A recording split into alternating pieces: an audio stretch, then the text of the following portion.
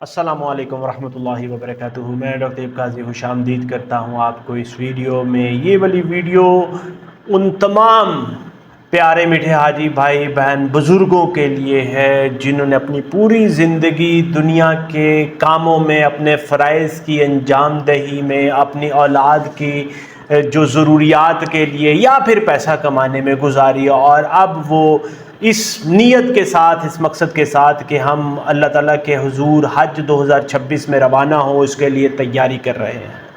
ये वाली वीडियो उन तमाम लोगों के लिए बहुत ज़्यादा ज़रूरी है जो या तो खुद हज के सफ़र की तैयारी कर रहे हैं या उनकी जो फैमिलीज़ हैं जिनके दादा दादी, नाना नानी या उनके वालिदैन हज के सफ़र की तैयारी कर रहे हैं और वो इस चीज़ से परेशान हैं कि हज 2026 में सहूलियात कैसी होंगी, वहाँ पे परेशानियाँ तो नहीं होंगी, वहाँ पे फैसिलिटीज़ किस तरह से प्रोवाइड की जाएंगी, उसके अलावा वहाँ पे रहनुमाई कोई मैसर होगी कि नहीं होगी, कोई गाइड उनके पास होगा कि नहीं होगा। ये जिनके जहनों में ये सारे सवालात हैं उनके लिए एक बहुत ही ज़रूरी और बहुत अहम वीडियो है, इसलिए इसको ज़रूर खुद भी देखें और दूसरों के साथ शेयर ज़रूर करें। सबसे पहले बात आप सबके जहनों में, सबके दिमागों में, सबके ख्यालात में ये आती होगी कि हज 2026 की मनसूबाबंदी, उसकी प्लानिंग कैसे करें। तो मैं आपको अपने हज 2025 के एक्सपीरियंस से बताता चलूं। सबसे पहले आपने हज एप्लीकेशन का जो प्रोसेस है ना, उसका वो पूरा उसको समझ लेना। जो हज की टाइमलाइन है ना, उसका एप्लीकेशन प्रोसेस उसको मुकम्मल समझ लेना। आपको इस चीज़ का बर वक्त पता होना चाहिए कि हज एप्लीकेशन जमा कब होगी, पहली इंस्टॉलमेंट कब होगी, हज पॉलिसी के मुताबिक पैकेज प्लान क्या होगा, कुरानंदाजी कब होगी, उसके बाद सिलेक्शन कब होगी, ट्रेनिंग्स कब होंगी। ये पूरा जो टाइम लाइन है ना, आपने इसको ज़रूर समझ लेना, और फ्लाइट्स की रवानगी कब होगी। दूसरे नंबर में मैं आपको बताता चलूं कि आपने कोशिश ज़रूर करनी है यही कि ऐसा पैकेज आप सिलेक्ट करें, आप सरकारी में करें तो भी आपके पास ऑप्शन होनी चाहिए कि आपके बुजुर्ग जा रहे हैं, आप खुद जा रहे हैं, तो क्या आपके पास कैसा प्लान होना चाहिए, आप कितनी मुशक्कत बर्दाश्त कर सकते हैं, कितने दिन वहां पे अपने फैमिली से उनकी सपोर्ट के बगैर गुजार सकते हैं। याद रखें, अगर आपके लिए अकेले रहना मुश्किल है तो फिर कोशिश करें कि आप शॉर्ट हज के लिए जाएं, और इससे भी ज़्यादा अगर आपको आसानी चाहिए तो कोशिश करें, अगर आपकी जेब इजाज़त देती है, बजट इजाज़त देता है, तो आप प्राइवेट जो फैसिलिटीज़ हैं उसके थ्रू चले जाएं, आपको ज़्यादा आसानी मिलेगी। क्योंकि जिन प्यारे मीठे हाजी भाई बहनों बुजुर्गों से मैंने पिछले साल हज 2025 में जिन्होंने सही जेन्युइन प्राइवेट में गए थे, उनके लिए आसानियाँ ज़्यादा थी, उनकी अकोमोडेशन भी नज़दीक थी, उनका खाना भी अच्छा था, फैसिलिटी भी अच्छी थी, सर्विस, बस सर्विस भी अच्छी थी।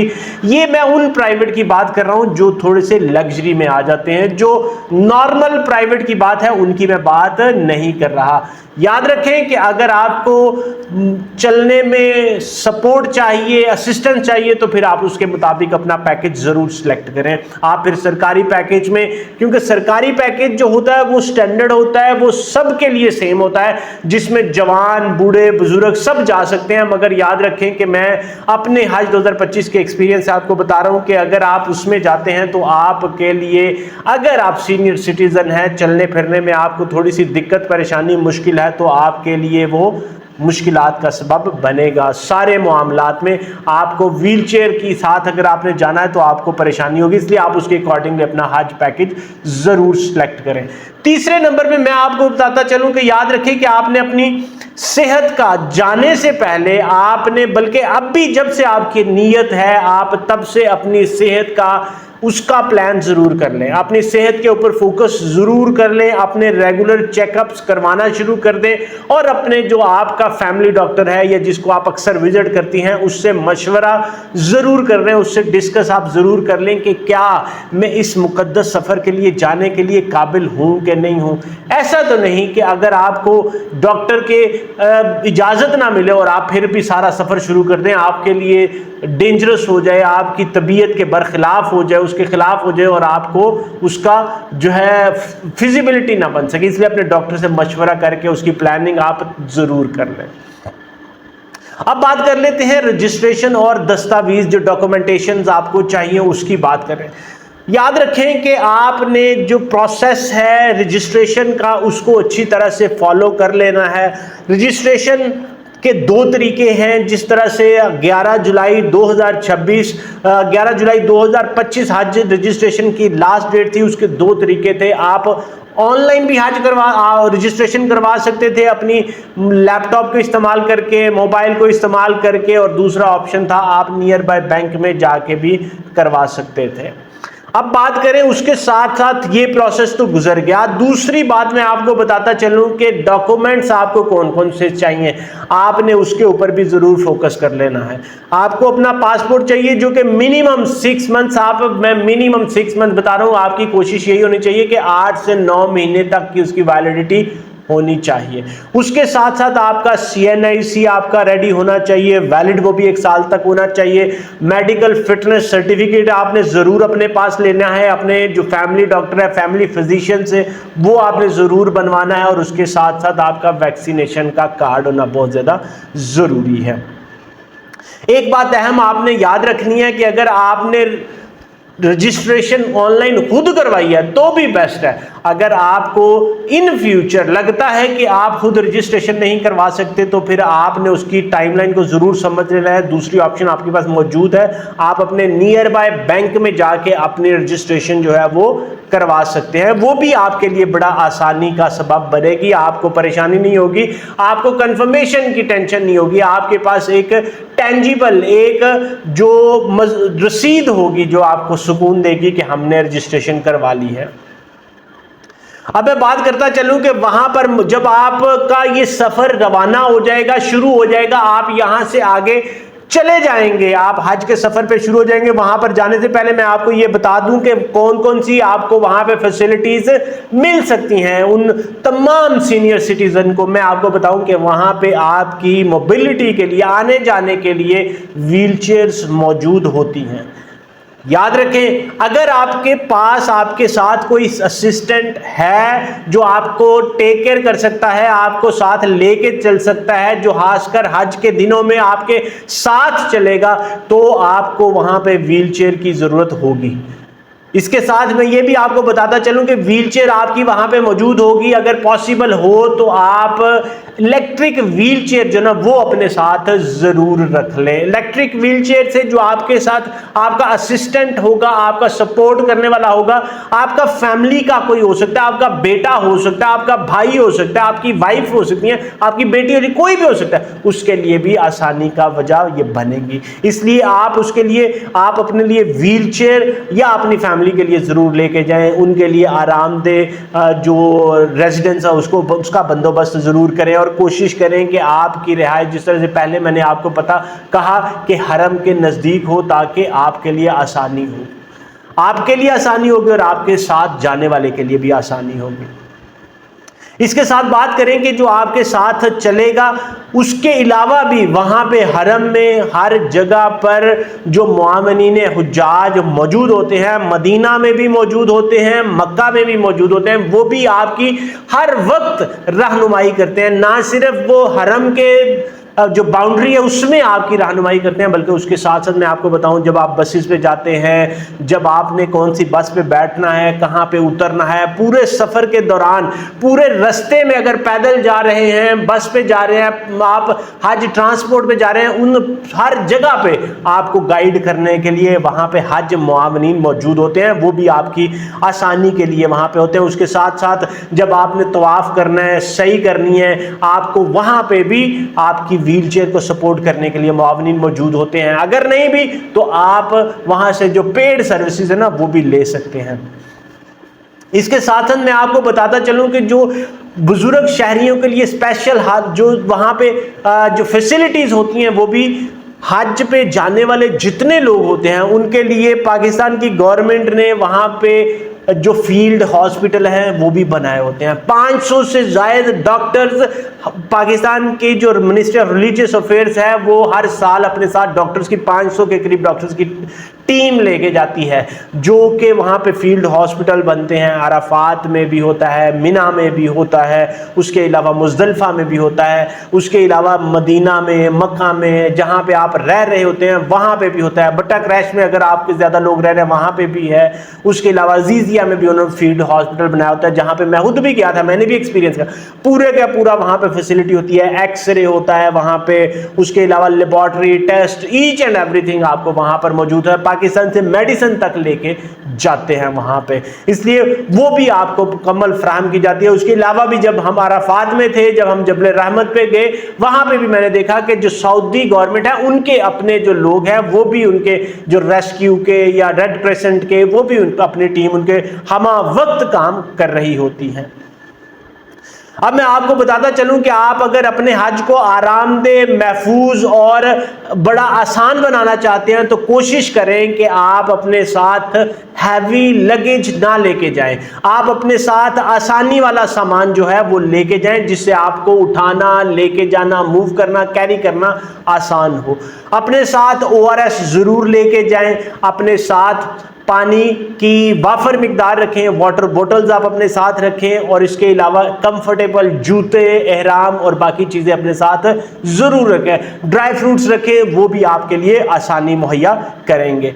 इसके साथ साथ आपके पास अम्ब्रेला होना बहुत ज़्यादा ज़रूरी है। और सबसे बढ़ के मैं आपको बताता चलूँ कि आपके पास आपकी फैमिली के मोबाइल जो नंबर्स है ना आपके मोबाइल में, वो ज़रूर होने चाहिए।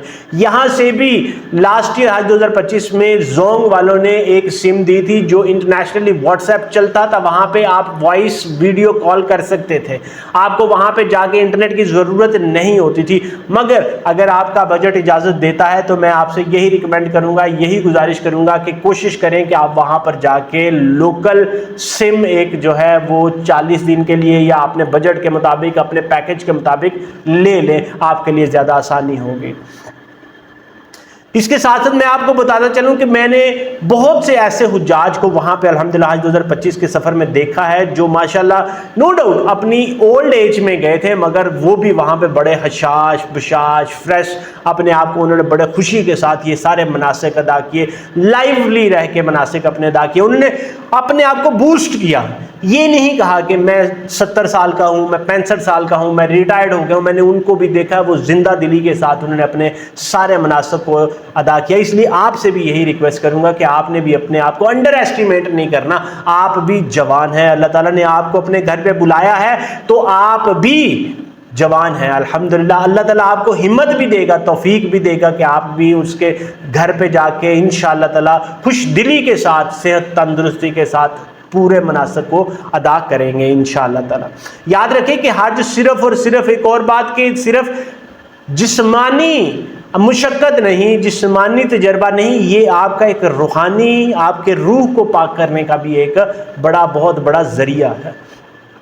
इसके साथ याद रखें कि जब आपकी रूह पाक होगी उसके साथ साथ आपका जिस्म ताज़ा होगा। तो आपने कोशिश करनी है कि देखें, मैं ये नहीं कह रहा कि आप हर वक्त वीलॉगिंग करें, अपनी पिक्चर्स को लेते रहें, सेल्फीज़ बनाते रहें, मगर अपनी यादों के लिए, अपनी ज़िंदगी के सहारे के लिए, कहीं पे कल को आप जब याद आए चीज़ें तो उसके लिए आप थोड़ी बहुत अपनी जो वीडियोग्राफी या फोटोग्राफी ज़रूर कलेक्ट कर लें, ये आपके लिए आसानी होगी। बाकी उसके जो इस्लामिक फतवे हैं वो एक इबादत लहदा है, मगर मैं आपसे यही सुजेस्ट करूंगा ताकि आपके लिए आसानी, क्योंकि मैं अभी भी हमारा जो था 518 बिल्डिंग के हम रिहायशी थे आज में अजीज़िया में अल्हम्दुलिल्लाह। पहले हमारा ग्रुप 518 था, मगर अब उसको मेमोरीज ऑफ 518 बना दिया गया माशाल्लाह। और उसके साथ हुआ क्या है कि जितने लोग हमारे उस बिल्डिंग में कनेक्टेड थे उन्होंने अपना पूरा कंटेंट, अपनी मेमोरीज, अपनी यादें उस ग्रुप में शेयर करना शुरू कर दी हैं। उससे क्या हुआ है, उससे ये हुआ है कि हर बंदे की जो मेमोरीज है ना, खूबसूरत यादें हैं, वो एक दूसरे का शेयर हो रही हैं और याद कर रहे हैं, चेरिश कर रहे हैं अल्हम्दुलिल्लाह। तो इसीलिए ये वाला काम भी आप ज़रूर करें, आपको ज़िंदगी में बहुत ज़्यादा सुकून देगा, ताजगी देगा।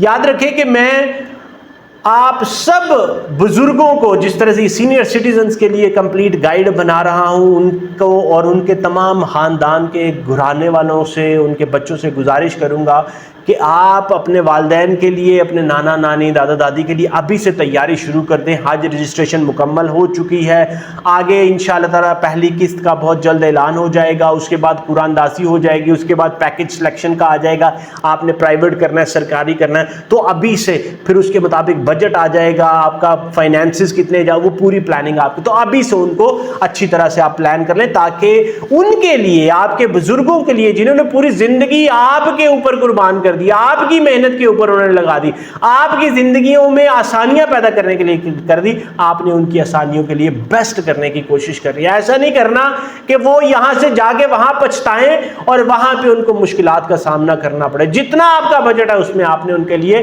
बेस्ट करना है। यही मेरी आज की वीडियो का पैगाम था और यही इसका मकसद था। मैं अल्लाह ताला से यही दुआ करता हूं कि अल्लाह ताला की ज़ात आप सबका, जो आप खुद जा रहे हैं, खुद देख रहे हैं, आपका हज मकबूल करें, उसको आसान करें और मबरूर करें। और वो तमाम गार्डियंस जो अपने बुज़ुर्गों को भेज रहे हैं, उनके लिए मैं बहुत ज़्यादा दुआ करता हूँ कि अल्लाह ताला की ज़ात आपको इतनी हिम्मत दे कि आप अपने बुज़ुर्गों के लिए आसानियाँ पैदा कर सकें, फाइनेंशली या जिस भी तरह से उनके लिए आसानियाँ पैदा कर सकें। अल्लाह ताला उनके इस सफ़र को मकबूल करे, आसान करे, मकबूल करे, मबरूर करे। आप मुझे अपनी दवाओं में ज़रूर याद रखें। मुझे डॉक्टर अयूब काजी को इजाज़त दें। इंशाअल्लाह ताला अल्लाह ताला आपके लिए आसानियाँ करेगा। मैं भी इंशाअल्लाह ताला हज 2025 में था, मेरा मिशन यही आज 2026 में भी जाने का। अल्लाह ताला आपके लिए और मेरे लिए भी आसानियाँ करे, आपकी आसानियों के सदके मेरे लिए भी अल्लाह ताला आसानियाँ करे। मुझे अपनी दवाओं में ज़रूर याद रखें। अगर आपके जहन में कोई सवाल, कोई कमेंट, कोई फीडबैक हो तो नीचे कमेंट सेक्शन में ज़रूर लिखें। मैं उसका आपको रिप्लाई करने के लिए यहाँ पर मौजूद हूँ। वीडियो को लाइक, शेयर और चैनल को सब्सक्राइब ज़रूर कर दें। इजाज़त चाहूँगा। अस्सलामु अलैकुम रहमतुल्लाहि व बरकातुहू।